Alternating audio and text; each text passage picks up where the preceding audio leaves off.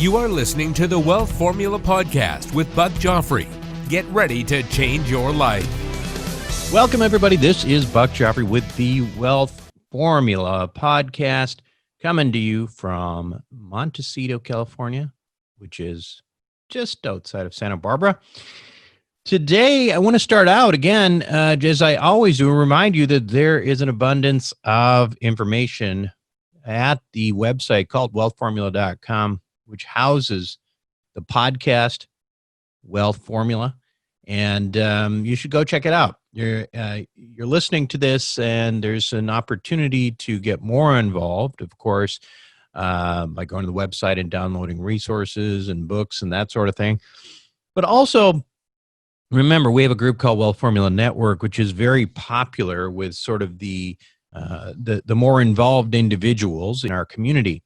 This is a community of people just like you who are interested in digging deeper into personal finance in the alternative way that we do, but don't necessarily have the community around them to connect with and to talk to about this. For example, your wife or your neighbor, your friends may not like talking about investing in real estate and understanding what value there is maybe in cash value life insurance or a leveraged IUL, all these kinds of things where they'll be like, yeah, whatever, that's not interesting at all. For me, it's very interesting. And for people in Wealth Formula Network, well, we geek out on this stuff as well. So if you're interested in taking it to the next level, consider joining our group. And it is also not only a group, but it's a course. It starts out with a course with the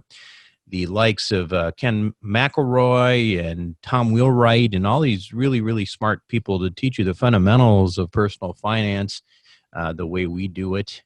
And then sort of moves into this community, which is a online community with a Facebook group. But then we do these bi-weekly calls, and they're not just calls, they're video Zoom. We're doing Zoom meetings. We were way ahead of the COVID thing on this. We were doing these Zoom meetings bi-weekly for a long time.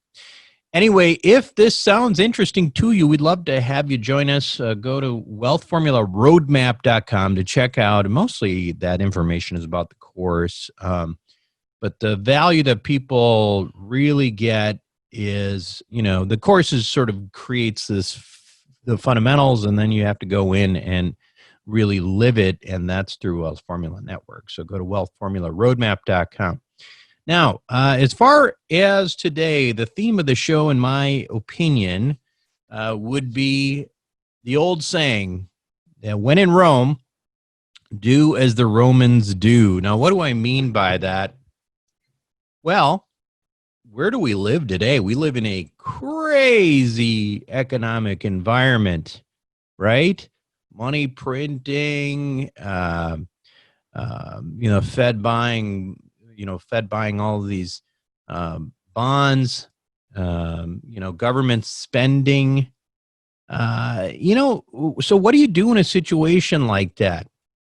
Well, there's an entire sort of line of thinking. The Austrian economists, who are very, and I'm not saying I have any problem with the Austrian economists. I would say that I think what they say makes a lot of sense. I mean, the likes of, Peter Schiff, et cetera, who talk about sort of sound money and that sort of thing. That makes absolute sense to me.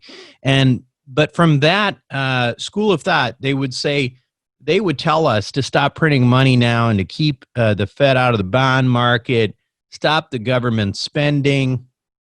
The problem is that if we did that, we would go into a depression, and no one denies that, not even the Austrians. The disagreement that there is whether or not, for the long term, for a sound economy for the next 100 years, what is the right thing to do? Is it the right thing to do just to deal with the pain now and come out the other side a lot stronger? That's what the Austrians would say, whereas everybody else, who are pretty much dominated by Keynesian school of thought, I would say, at this point, would disagree with that, right? Now, the bad news for the Austrian economics people is that they are grossly outnumbered, okay? Because we do not live in a gold-backed world. We don't live in that world. That's the problem. It's not whether you like it or not. We just don't live there, right? We live in Rome.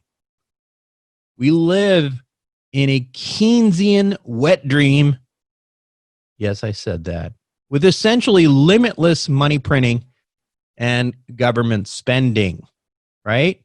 So for now, it's keeping the economy alive. And the reality is we did the same type of stuff back in 2008, and it saved us then as well. And by the way, I should point out, we didn't get the inflation that was predicted by the Austrians and frankly by just about every mainstream economist as well. In fact, what we discovered is if we print a lot of money, we just end up shipping it off to the rest of the world because of our massive trade deficits. Well, that was convenient, right? So this time around, it's very possible we could do the same thing. And let me be clear. I am not saying that I think this is the right way to run an economy. I am not. It's bizarre, right? It's totally bizarre. But my philosophy on this is kind of goes back to the old saying, is when you're in Rome, do as the Romans do. And there may be a day of reckoning. We're playing a game. We're playing a game that makes no sense at all, but right now it's working. And maybe the only thing we can do, in fact, it is the only thing we can do. What else are we going to do? We're going to ride this wave as long as we can. Because it's the only thing we can do. But in the meantime, it's really important, in my view, probably more so listen, I live in this generation, but I should say more so than in the last, 20 years or so that I've been, an adult, to really understand what's going on, because it's going to formulate your decisions. And I know people say, yeah, those macro predictions, they're like throwing a dart. Well, listen, I truly believe that if you understand and you make decisions, your personal decisions based on, what you think is really happening in the world, then you're at least going to feel better if you're wrong. I'll tell you that much. I really believe that. You just don't want to be like, completely blindsided by everything. But again, the first step is to try to understand what's going on. Understanding macroeconomics actually gives you a chance in a crazy financial climate like now. And as a part of that, you don't want to just listen to, the doomsday people or the Austrians or whatever, because again, you need to understand what it is, the source of information that you're listening to. Anyway, I will tell you that, today I have back on a guy I think is really a really good teacher, and I think he's a smart economist.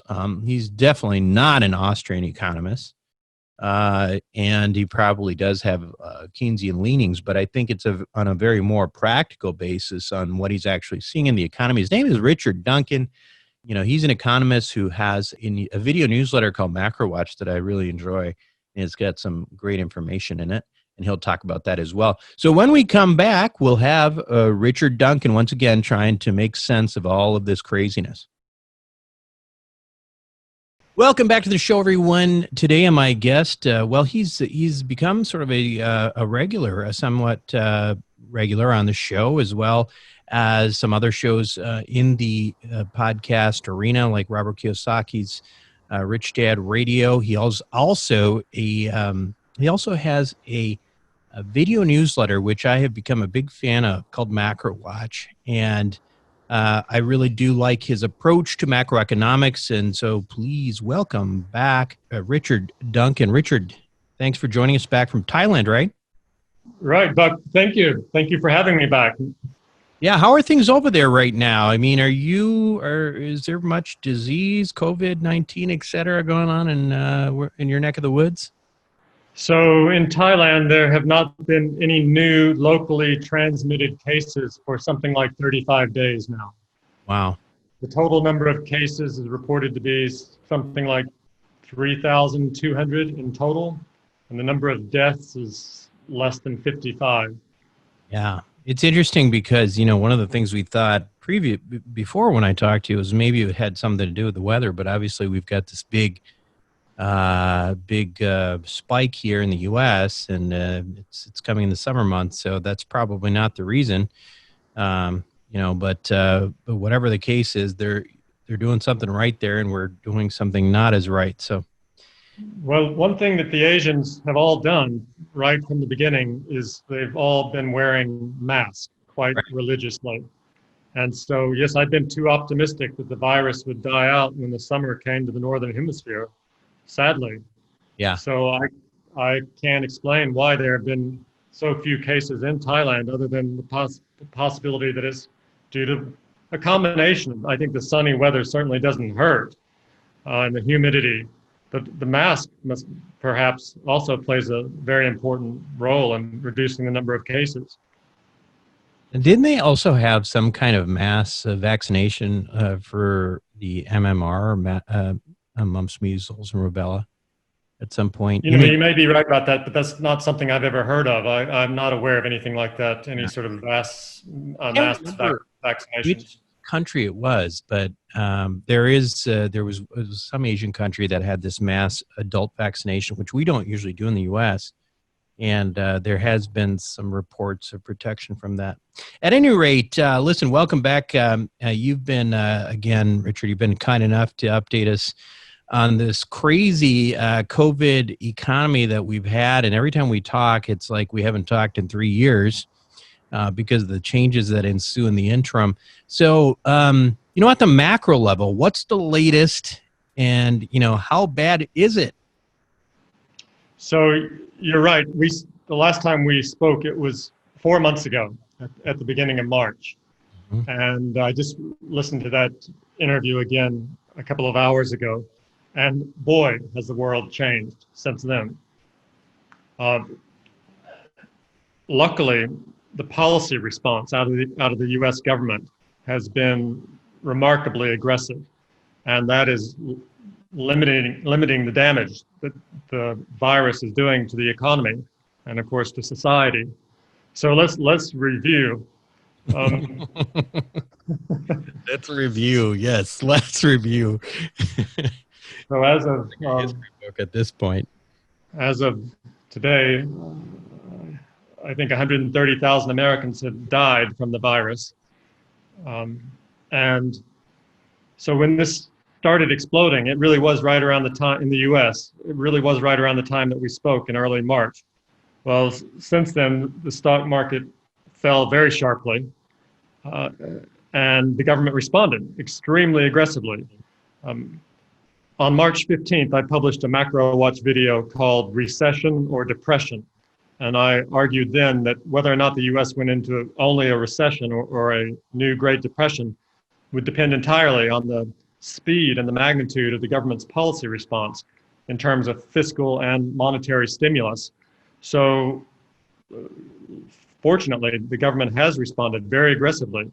The government has passed rescue bills amounting to something like $3 trillion. And consequently, largely due to that, the government debt this year to date, has increased by $3 trillion. And the Fed has created roughly the same amount of money, something $2.8 trillion so far year to date. And so this combination of very aggressive fiscal and monetary stimulus is the reason that we still have an economy that at all resembles the economy we had last year and before.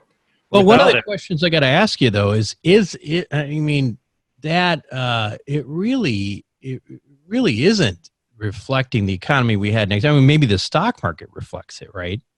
But underlying this, there's a lot of, ugly numbers. Isn't Isn't that fair? Yes, I mean, the second quarter is certainly going to be a disaster, and the third quarter is increasingly looking tough as well. But let's think about what would have occurred without this. Right. The government has been sending people who are unemployed an extra, $600 a week.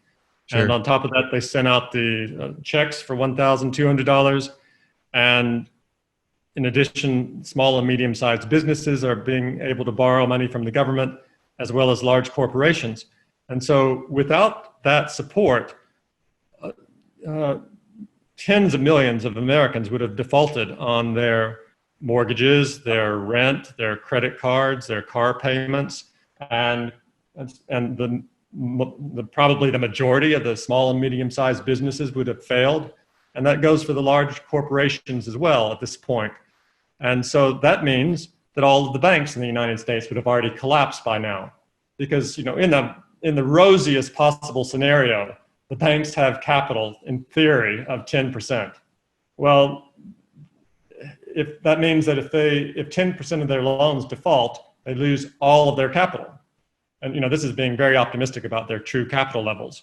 So we're talking about mass defaults on a scale that we would have, 40, 50, 60% defaults. They would have been bankrupted multiple times, therefore destroying all the savings and all those deposits and entirely destroying our economy.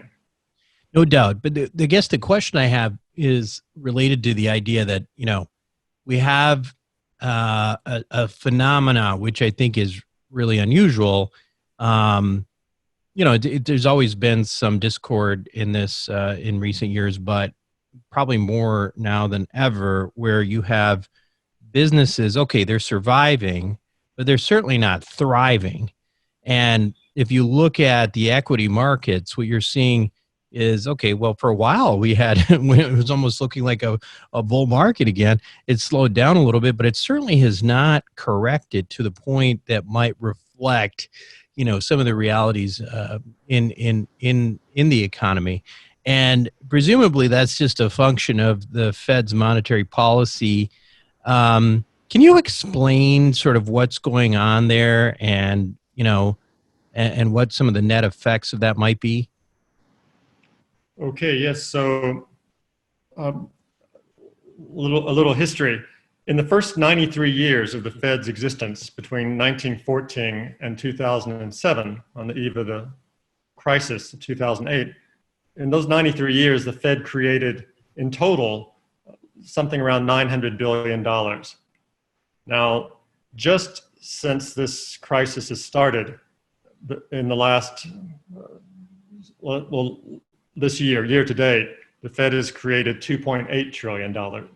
So in year to date, they've created 3 times as much money as they did during the first 93 years of their existence. And that has resulted, since they started QE4 in October last year, the Fed's total assets have expanded by 90% since the 1st of October. So that gives you some idea of the scale at which the Fed is creating money and pumping it into the economy, helping to finance the government's gigantic budget deficits, which support the stimulus payments. So this money that's being pumped into the economy, the new money being pumped into the economy by the Fed, that is the reason the stock prices rebound. The stock market hit a low on March 23rd. That's the day when the Fed rolled out what some people call QE infinity, when they started creating limitless amounts of money. Over the next week, that last week of March, the Fed created something like $570 billion in that 1 week. Now again, put that into perspective by comparing it with the total amount that they created in the first 93 years of $900 billion. 900 billion versus 570 billion in a week. So the Fed has responded just with tremendous firepower, backing up the government's fiscal stimulus programs and rescue programs. And that's the reason, sooner or later, we will recover from this virus. The virus will burn out one way or the other. Either we get a vaccine or else everyone will get it sooner or later and we'll have herd immunity. And at that point, when we come through this on the other end, whenever that is, 18 months from now, 2 years from now, whenever, whether or not we have an economy left is going to depend on how much the government continues to support the economy in the meantime. Once we're through this, then there's no reason we can't return to the same sort of economy we had before.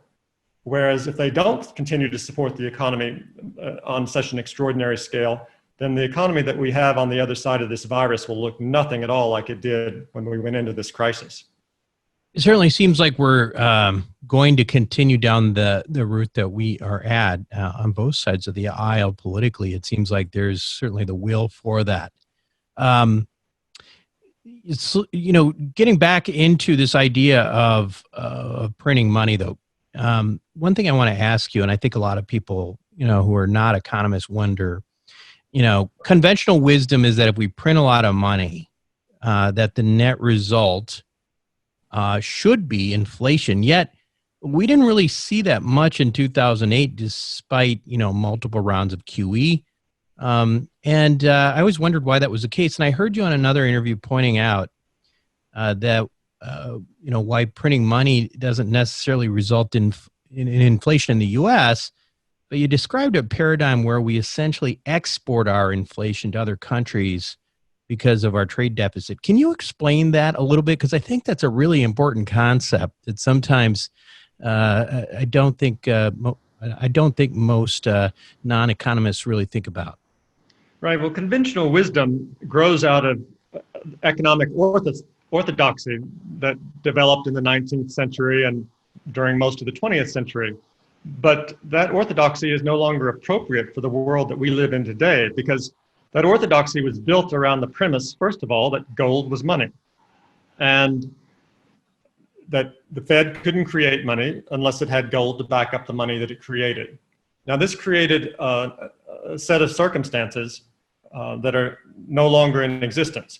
For instance, under those circumstances where money had to be backed by gold, countries had to have balanced trade.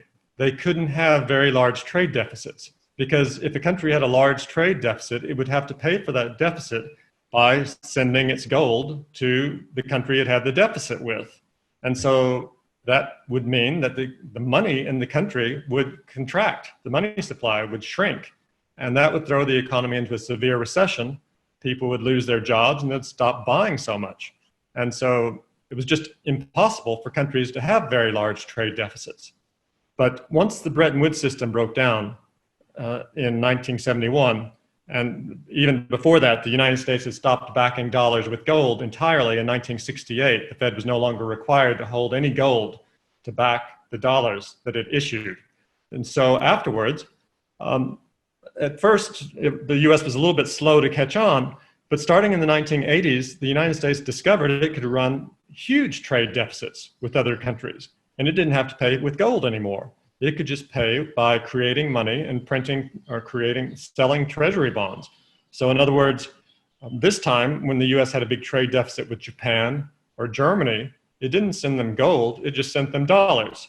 And since those countries accumulated dollars, they had to do something with the dollars. And what they did with them was typically buy treasury bonds. So by the mid-1980s, the US trade deficit was 3.5% of GDP. This was entirely unprecedented in history. And it corrected after the Plaza Accord. The dollar was devalued by 50% against the yen and the mark. And the trade deficit did correct back to practically nothing in 1990. But then China entered the global economy. And by 2006, the trade deficit had grown to 6% of GDP. That was $800 billion in that 1 year alone in 2006. So this changed everything. In the past, when trade balanced, that meant that the United States economy and the other countries in the world, they had relatively closed domestic economies that generally worked fairly close to full capacity. So for instance, if a government had large budget deficits and the Fed created a lot of money, that would tend to overstimulate the US economy.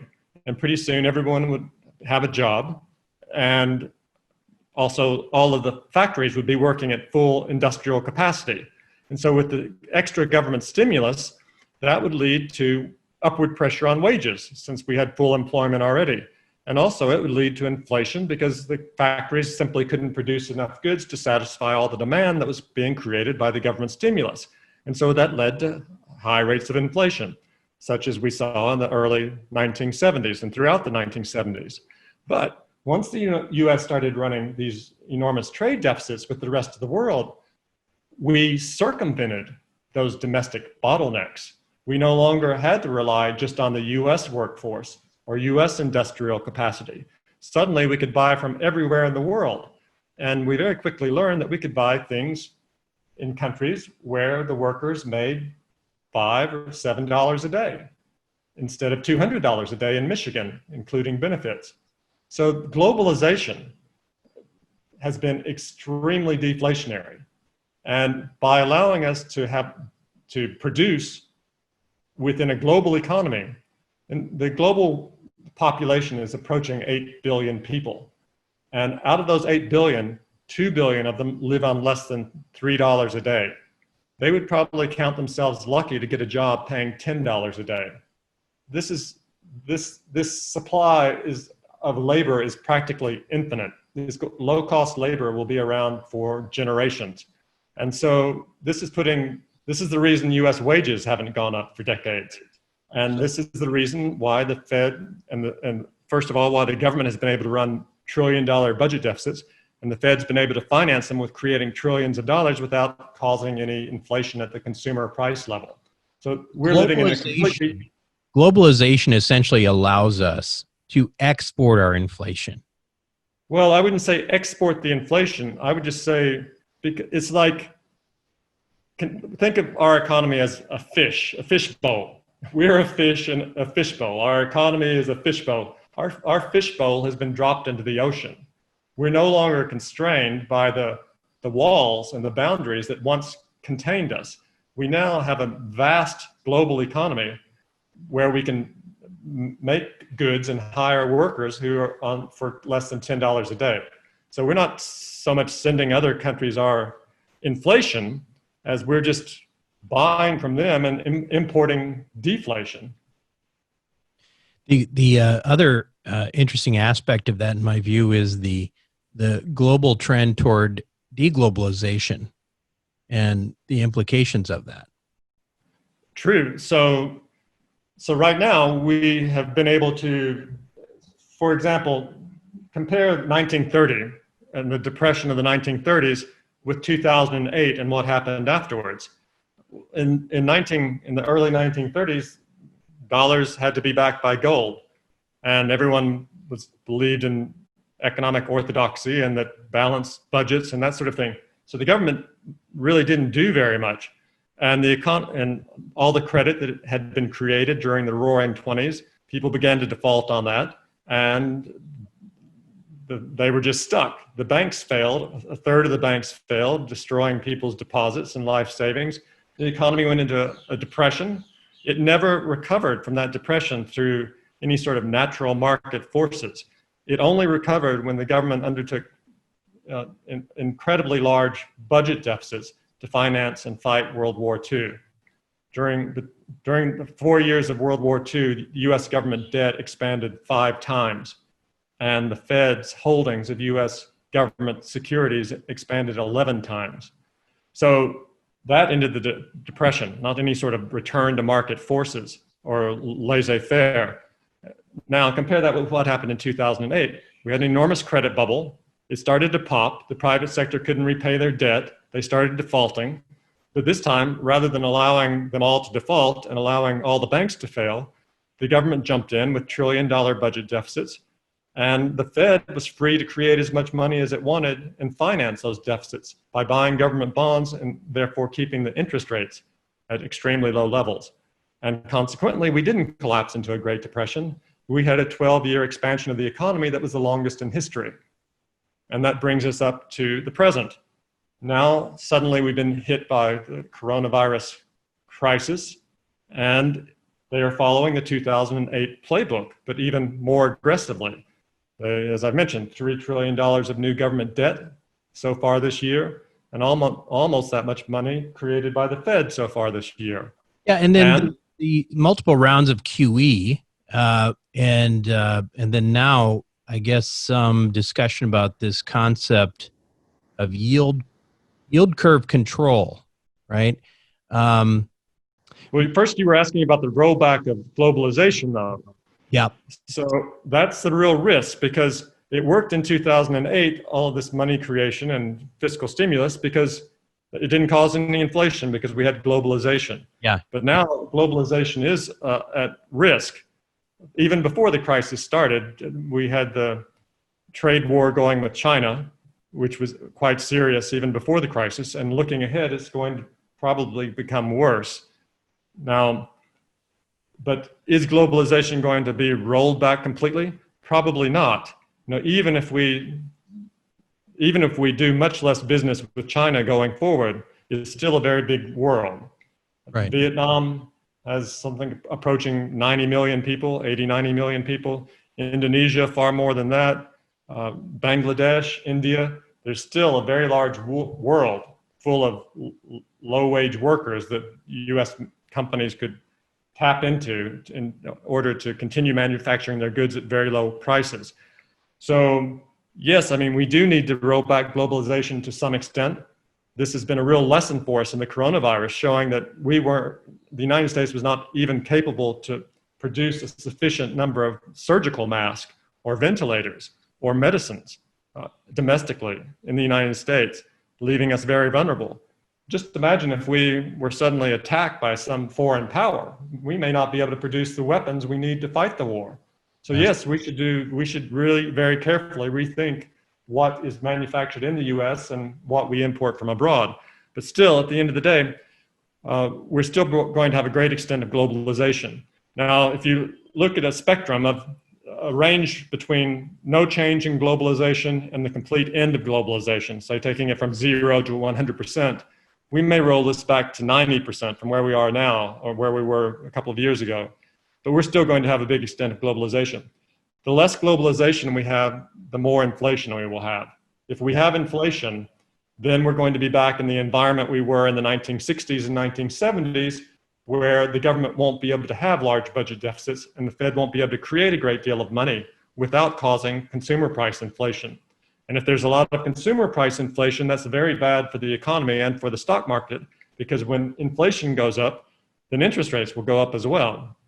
And if interest rates go up, of course, it's bad for the housing market, it's bad for the property market, it's bad for gold, because people can put money on deposit in the bank and earn a good return without, whereas if they hold gold, they don't earn any yield on gold. Right. So in any case, it is going to be a very important question for everyone as to how much globalization is rolled back. But I think at the end of the day, what we're going to find is that it's not going to be rolled back all that much, and that all of the money creation that has occurred so far and that is going to continue to occur, hopefully, over the rest of this year and into next year, we may find, say, 18 months from now, that we still don't have any inflation, despite this extraordinary expansion of money creation by the Fed. And if we find that we still don't have any inflation, even after that, then there are very important lessons we need to learn from this whole experience. You can really think of what is occurring now as perhaps the greatest economic experiment in history. Never before, certainly not in peacetime, has there been such an extraordinary expansion of government debt and the central bank's balance sheets. Well, if we get through this with no inflation, then what does that mean? What should we learn from that? Well, what I think we should learn from that is that we are indeed now living in a very different economic environment, that the economic orthodoxy of the past is no longer appropriate for the environment in which we're living. The economic orthodoxy, which taught that budget deficits are bad and central bank money printing is bad, will have to be considered, will have to be reconsidered, start to finish. In other words, I believe what we will probably find out a year and a half from now or 2 years from now is that we're not going to have very much inflation. Yeah. And therefore, if we can, so far the government debt is expanded by 3 trillion. As you said, the Congress is likely to pass more rescue bills pretty soon. And the government debt will probably end up expanding by at least 6 trillion and maybe 10 trillion before this thing is over. And the Fed's balance sheet is likely to expand, it could expand almost as much as the government debt. So if we find out that the government can increase its debt by $6 trillion to $10 trillion over a 2-year period, then, and the Fed finances that with a similar amount of money creation, and we still don't have inflation, then I think the thing we should learn from that is that we are in an environment now that would enable the US government to borrow and invest in new industries and new technologies on a very aggressive scale without, and having the Fed pay for that investment without having to fear inflation, giving us the opportunity to induce a new technological revolution that would supercharge the US economy, vastly expand productivity, and create technological miracles and medical marvels, and secure US national security for generations to come. You know, and so I've heard what I'd like to see is the government invest $10 trillion over the next 10 years in the industries of the future. I've heard you talk about this before, and before the COVID, before this, this current COVID era that we're in, I always said, well, gosh, that would be interesting, but there would never be any political will for that. That I think is changed. I think that there very well may be, especially if there's a really sluggish recovery from this. There could, and there's a different administration. That very well seems within the realm of possibility to me. Well, it's changing very quickly. Yes, they say there are moves in Washington to advance this sort of agenda now. And also Charles Schumer, even before this crisis started back in December, he had advocated in front of the defense community at a speech in Washington in November, December, that he said he was going to propose a bill for the United States to invest $100 billion over the next 5 years in artificial intelligence and genetic engineering and robotics, neurosciences, the industries of the future, in order to secure our national security against the rising threat of China dominating the future. China has been the first to develop 5G, and their government is investing very aggressively in new technologies and new industries. If they win the AI race the way that they have won the 5G race, then they control the future. We will be a vulnerable, second-rate, has-been power 15 years from now if China gets AI before we do. And it's very possible that they will, because they've overtaken the United States in their research and development investment last year. And if the current rate of growth continues for both countries, by the end of this decade, they'll invest 40% more in research and development than the United States does by the end of this decade, in that 1 year alone. So our national security is at risk. We are going to lose control of our own destiny if we don't begin investing much more aggressively in the industries of the future. And so the big lesson from this greatest economic experiment in history that we're living through now may very well be, and I hope it is, that we can easily afford to invest $10 trillion over the next 10 years, since we've just managed to spend $6 trillion over a year and a half. It's certainly controversial, and some economists would consider it heresy. But who knows? We're in completely uncharted territory now. So it's anything that sticks, I think, is probably the right thing to do. Well, it's certainly heresy for the Austrian economist. Yeah. I consider myself an Austrian heretic, because I do believe that what Ludwig von Mises wrote in 1912 was certainly appropriate for 1912, when dollars were backed by gold. Yeah. If the government spent too much money, and if the central banks created too much money, it led to high rates of inflation, was unsustainable, and was damaging. But that's not the world we live in anymore. But that orthodoxy is no longer appropriate for the age in which we live. I get what you're saying. The sooner we get past that orthodoxy, the better off we're all going to be. Let me ask you this, though, because this is, and I don't have any, any leanings one way or another. I just like listening and learning. But isn't there a sort of a moral hazard to this, idea that we can print forever? and it's not a big deal, and there's no accountability. If there isn't, there isn't. But it's hard for me to believe that we can just continue to do that and not have any repercussions. Well, so I don't know if we can do this forever. I'm not saying we can do this forever. I'm just saying let's do it for as long as we can. If we can do this, it's been 12 years since 2008. And has the sky fallen? Has there been any cataclysm from completely ignoring economic orthodoxy? We haven't collapsed into the Austrian economic hell that they said was coming. Yeah. Because we're living in a different economic environment now. So if we can do this for another 10 years, and we can invest $10 trillion over the next 10 years in new industries and technologies, these investments will completely transform our economy. It will supercharge our economy. For instance, we could cure all the diseases with that sort of investment. And if we cure all the diseases, we expand life expectancy, if not just by years, but perhaps by decades. And that resolves all our worries about Social Security and Medicare going bankrupt. And also, it will secure our national security well into the future. So this is an opportunity. It won't last forever. Nothing lasts forever. But as long as it lasts, we need to grab it, grasp it, make the most of it, and not let it slip away. Let me ask you one last question on this, which I've been thinking about, because so far, monetary and fiscal policy has worked to a degree where, despite the this seismic event that we've gone through, things have been relatively controlled, right? And is it possible, in your opinion, that we kind of just get through this without any significant, major, tsunami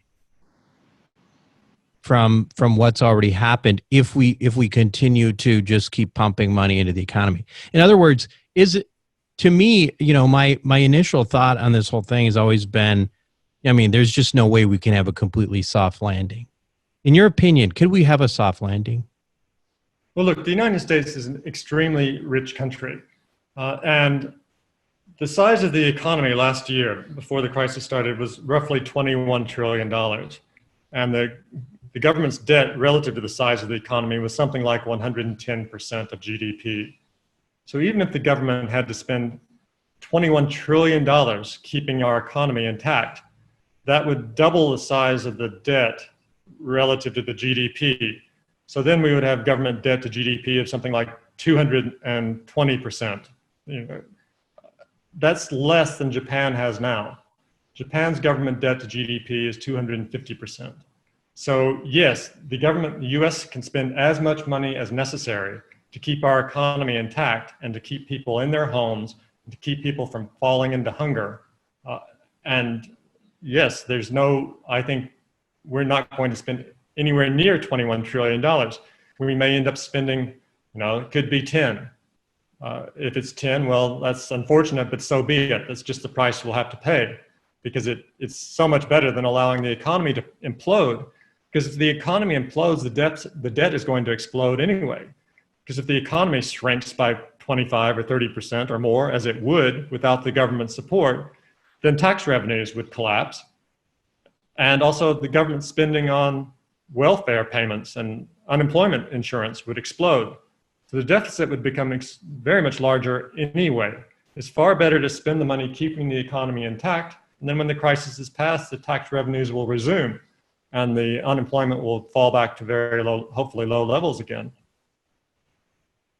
So yeah, bottom line is you think it is possible, which is interesting. And as we move further down the road here, to me, that's sort of the thing that I would have really not believed. But as the government keeps pitching in and the Fed keeps pitching in, it seems to be more and more realistic that we could actually come out of this without too much more pain. So, Richard, I have been watching I've been a big fan of MacroWatch, the newsletter. Tell everybody about that again and remind us how we sign up.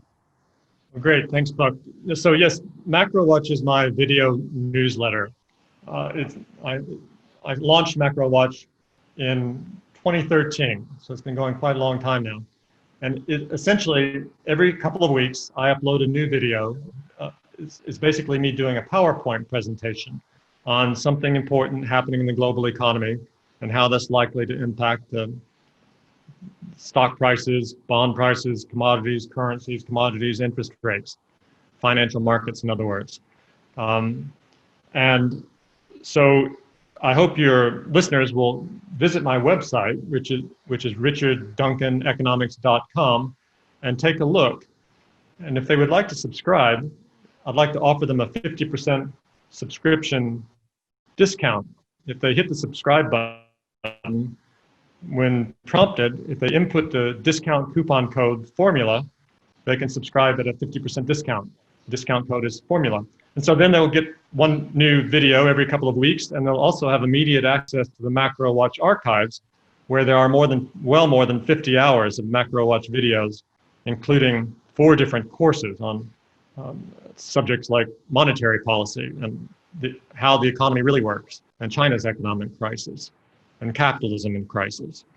So I hope they'll check that out, and at the very least sign up for my free blog there at richardduncaneconomics.com. Yeah, and I highly recommend it. And I'll tell you, one of the things Richard and I've been talking to Richard about is the fact that, it's especially in the investor world, we in the podcast sphere, we listen to different people and their opinions, but it sure would be nice to have a better foundation to make your own decisions. Richard talking about, Austrian economics and that sort of thing. But, right now it's like you listen to a podcast, you listen to a speaker, and all you get is their perspective. You don't really understand necessarily the underlying concepts and, your ability to agree or disagree with stuff. And one of the things I really like about Richard's his newsletter is not only the up-to-date stuff, but as he mentioned, there's this back content that gives you sort of your crash course in macroeconomics, at least, the functional stuff that we need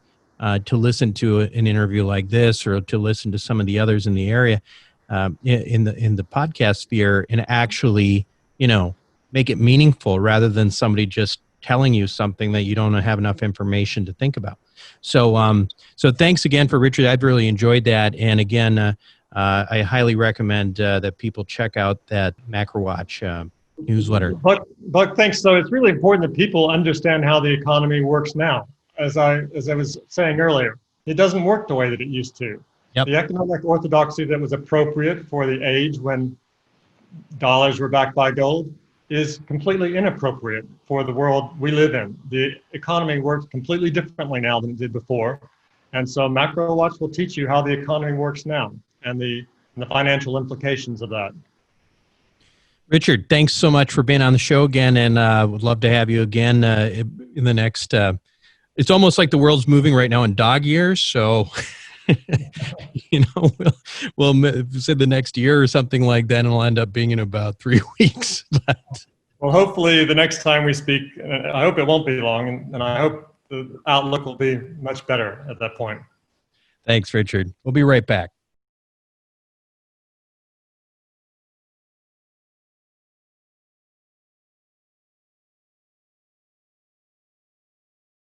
Welcome back to the show, everyone. That was, again, very interesting for me.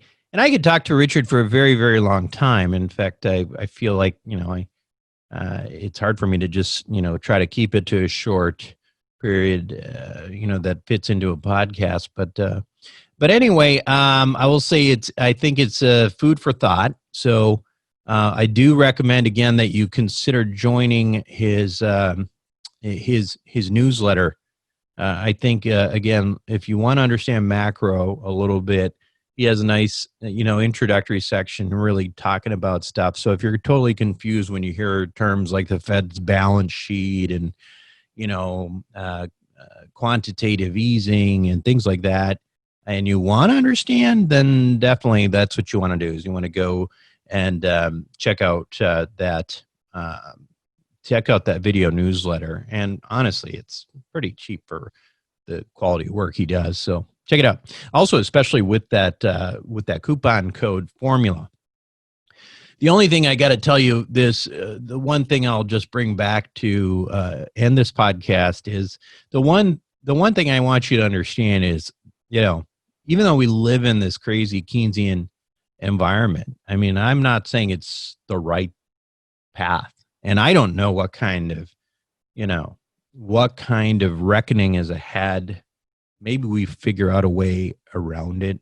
I don't know. I'm not going to just say that there's guaranteed doom and gloom, but it sure does seem like this has to end at some point, right? And I think Richard's point is similar to what I was saying before, which is, hey, we know right now we can keep doing the same thing, so let's just do it, right? I mean, the morphine is working, so let's just keep pumping it in until all of a sudden, we have trouble breathing, and then we'll figure out what to do at that point.